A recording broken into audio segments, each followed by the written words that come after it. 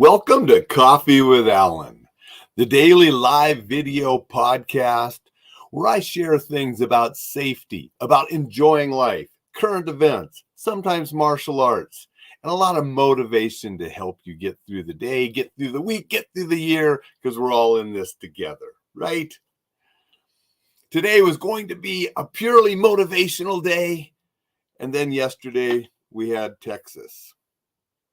If you're not familiar with what happened in Alain, Texas, about 25 miles north of Dallas, at a shopping mall, an outlet mall, there was an active killer. 8 innocent people were killed. 7 are in the hospital, 3 of them critical, ages from 5 years old to 61. Just another terrible event that I was texted several times right as it was happening yesterday, because people know that I'm in the business because I try to help people regarding these incidents. So I'm texted that and sort of ruined my afternoon and sort of made me have to change what I was going to talk about this morning a little bit. Good morning, Jay. Appreciate you being here.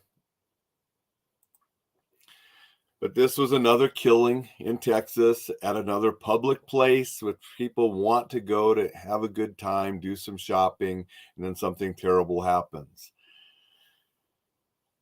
Just one more reason why we all need to be prepared and increase our situational awareness and do the best we can so we know how to react and keep ourselves and others alive in these terrible events. That's why I wrote Survive a Shooting. That's why I travel the country helping people. And sadly, I'm often called after something terrible happens. I've been called to places because people were stabbed and put in a hospital. I've been called because people were killed. And I hate the fact that it takes people being killed and injured before people will call, before people will take the steps to increase their safety. I wish I'd get these calls beforehand. I would love for a location to have nothing bad, go in and help them, and then they prevent anything bad from happening. Because some of the stuff that I talk about in sort of the book and in my courses is things we can do to prevent these things from happening.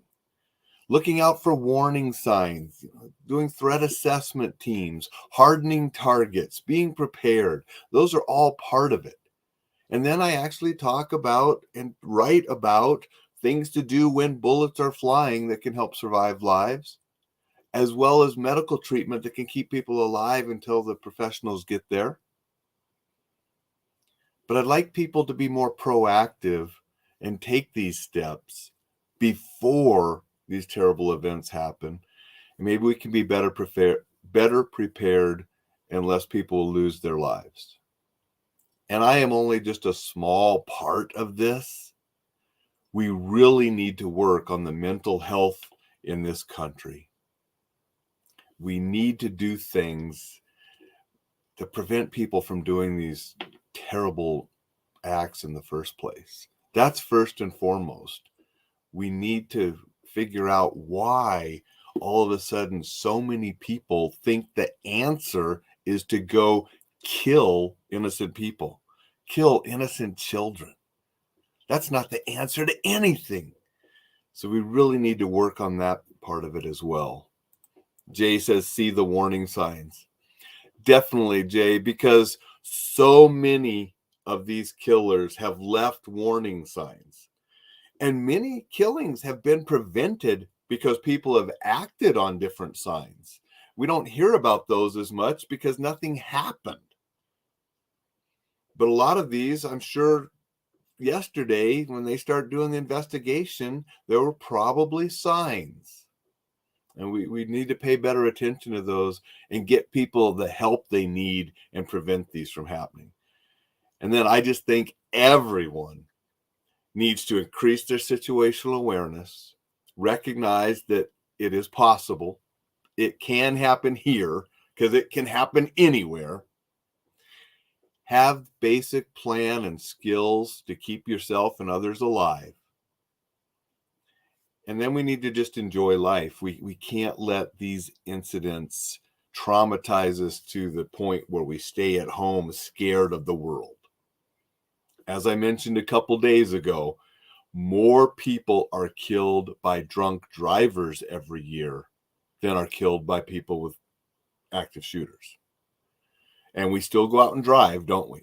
We're not afraid of going out and driving, even though there's a greater chance of being killed by a drunk driver than there is by being killed by an active shooter.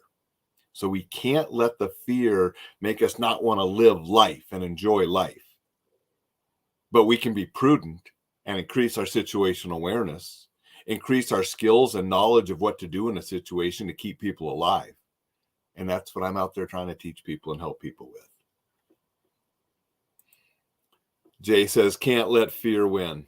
Exactly, we can't.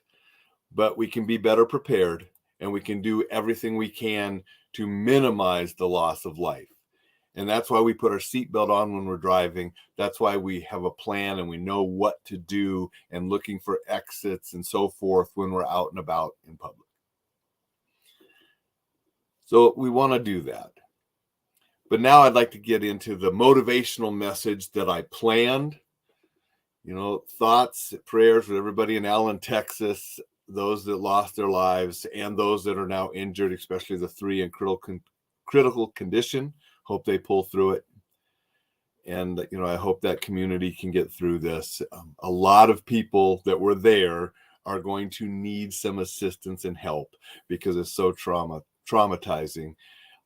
And thank you to the brave law enforcement officer who was there that ran toward the gunfire and stopped that killer and probably saved countless lives by getting there quickly and stopping that killer as he did.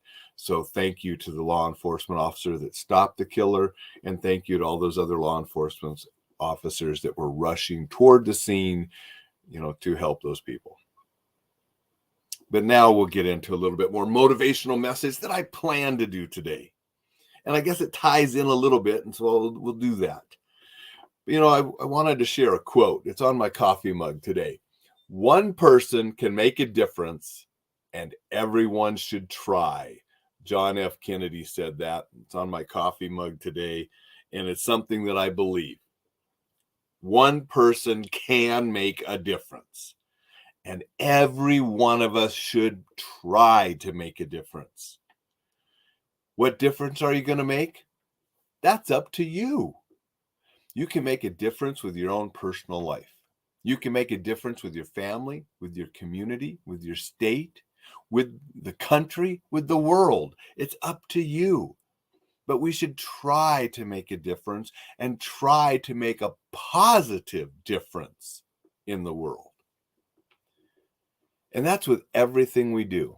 I don't care if you're a fast food worker. Go there, do the best job you can because you're making a difference in the person who's ordering that fast food's life. They wanted that particular item to eat, and you do the best you can to make them the best meal possible so they enjoy what they paid for.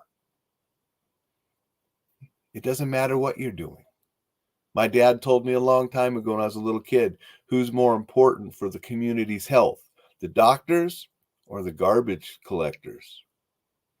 If people weren't collecting our garbage and it was piling up on the streets, do you know how sick people would get? You know how the illnesses would run rampant through our communities if we had nobody to take care of the garbage?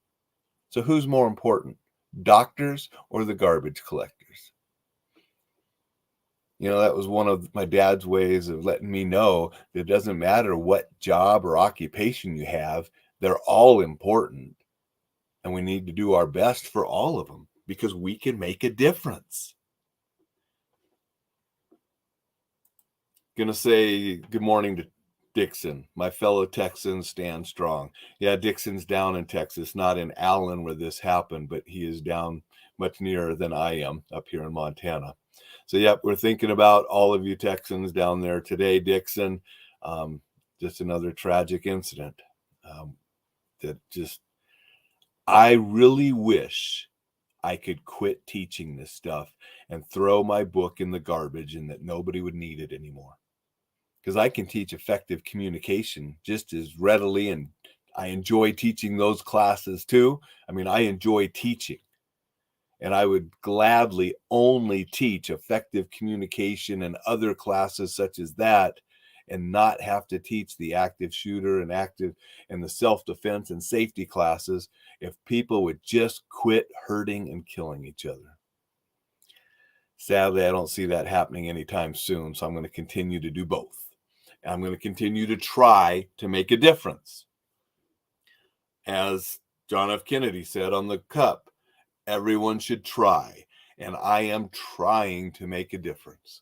And I just wish people would call me sooner sometimes before the bad things happen. What difference are you making? What difference are you making in your own life? Are you doing things to become better? What difference are you making in your family's lives? You trying to make the best family life possible? Doing things to help your family? What are you doing for your community, your state, your country, the world? What are you doing to make a difference? Because you should try, and you can. Every one of us can make a difference. Dixon said, my dad shared similar views about society, doctors and garbage collectors. They're both extremely important for our health. And who could say which one is more important? Without either of them, our health would be worse. We need them both. So I'm not as happy and motivated this morning as I'd like to be, just because of that terrible thing that happened in Texas. But I really think we all can make a difference. I think John F. Kennedy was right on that everyone should try. And so I'm going to leave you with that today. Get out and try to make a difference. Because if you try to make a difference, I bet you will. Take care. Stay safe. Hug your loved ones. And I'll see you tomorrow.